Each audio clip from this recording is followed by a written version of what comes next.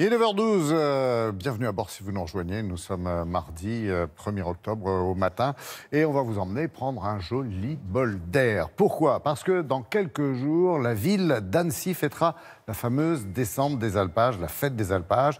Alors juste avant le retour des troupeaux, juste avant le départ pour l'occasion, eh bien notre gastronome à Télématin, j'ai nommé Loïc Ballet, a pris la direction des sommets et nous attend d'ailleurs en direct d'un alpage là-bas et quelque chose me dit que nous allons parler fromage.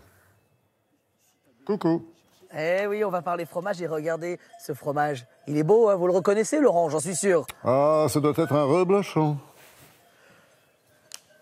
Un reblochon, exactement. Non, Et alors, aujourd'hui, en fait, si je vous emmène ici en alpage, c'est tout simplement parce que je voulais vous montrer. Regardez, ça y est, on est en train de lâcher les vaches et elles vont en face pouvoir se dégourdir les jambes parce que ça fait 1 heure qu'elles étaient à la traite. L'idée, en fait, nous sommes en alpage. On est allez, on est quoi? À 20 minutes du Grand Bornand qui se trouve juste là-bas, le Grand Bornand. Et là-bas, en fait, il y a le Grand Bornand et surtout, nous sommes dans la plaine. Et dans la plaine, en fait, ça, c'est où les producteurs sont durant l'hiver. Et en fait, durant l'été, à partir de mi-mai, on va monter en alpage avec les bêtes, les vaches qui sont là, mais aussi les hommes et les familles entières vont venir s'installer dans les alpages. Pourquoi on vient ici en alpage? C'est parce qu'en fait, on veut préserver l'herbe dans les plaines pour la garder pour l'hiver. Et en fait, on va venir profiter de cette herbe-là qui est extrêmement riche. Là, vous voyez Michel qui est en train de sortir les vaches. Et en fait, cette flore, elle est extrêmement riche et elle va être transmise par le lait jusqu'au reblochon et jusqu'à vous, en fait. On appelle ça la transhumance. On appelle ça l'an montagnier. C'est le moment où on monte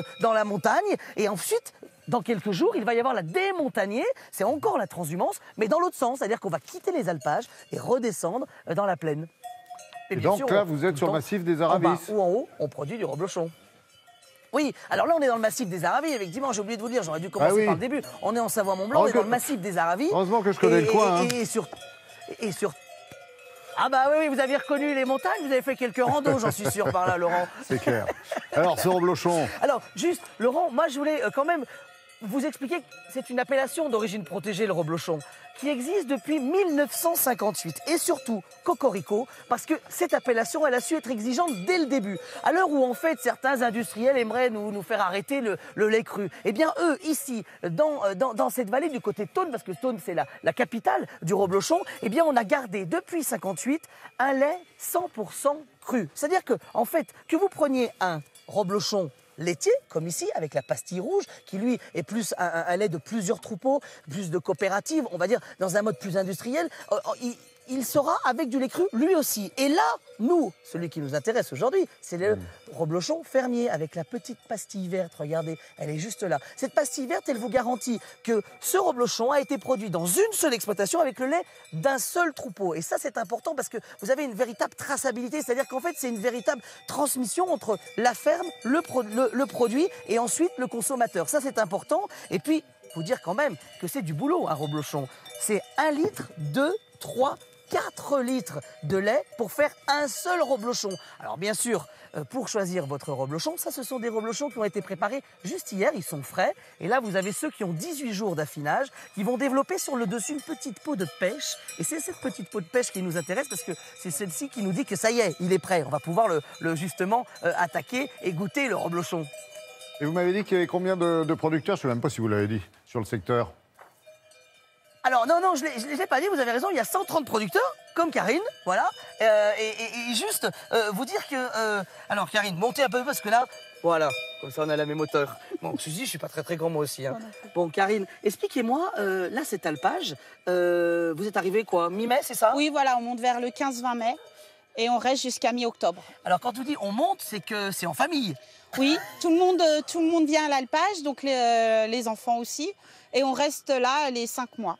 Ah ouais, ça veut dire que si vous êtes ici et en bas, ça veut dire qu'on a 2 sites de production aussi, 2 labos, 2 maisons. Tout à fait, on a la chance d'avoir deux maisons, dont 2 sites différents, hein, puisque là nous sommes à 1500 mètres d'altitude. Et voilà, on reste les 5 mois avec les enfants. Et juste pour vous expliquer, Laurent, au moment de la démontagner, donc c'est dans combien de temps pour vous là? Nous, 10 jours, ouais. C'est un énorme travail parce que ça veut dire qu'il va falloir descendre les bêtes ce jour-là, mais on va continuer de produire du reblochon le soir et le matin, donc c'est une grosse journée qui commence à quelle heure? Grosse journée, on attaque à 4 heures. pour faire la traite et la fabrication. Et après, on descend le matériel et les bêtes. Et on va faire quoi, 5-6 km en 1 heure? Voilà. 1 heure avec les vaches? Oui, avec les vaches et puis tout le matériel qui suivra derrière. Petite piqûre de rappel, Loïc, vous nous dites d'où vient le nom Reblochon? Oui. L'histoire est intéressante. Ah oui, alors le nom de Reblochon, il vient... bah oui, parce que en fait...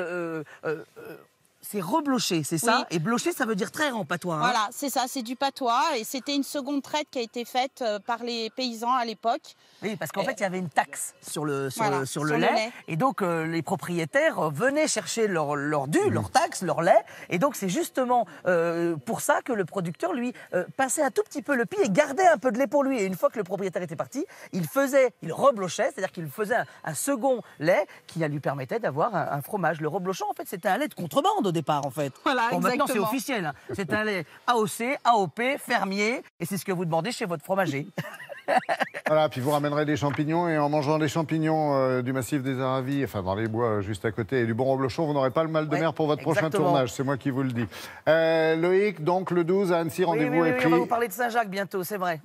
Et donc le 12, grosse le 12 fête octobre, avec 1200 c'est à couverts. Annecy, et on attend 50 000 personnes. Hein. Oh, bah c'est magnifique. Oui. 50 000 personnes du côté d'Annecy sont attendues. Et alors surtout, on va pouvoir vivre et parler, parce que ça, c'est important d'échanger avec les producteurs. Ils seront là. Oui. Il y aura les animaux aussi, les brebis, les vaches. Voilà. Toute la montagne va descendre dans la plaine à Annecy. Et bien sûr, vous pouvez aller sur le site de Savoie-Mont-Blanc Tourisme, qui est le site de la destination, qui justement vous met toutes des montagnés, parce qu'il y en a de partout.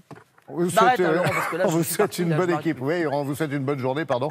Et un grand merci à l'équipe de Télématin qui nous a permis de prendre ce bol d'air avec vous. On embrasse d'ailleurs tout le massif des Aravis, du Grand Bornand jusqu'au fin fond de la Clusaz.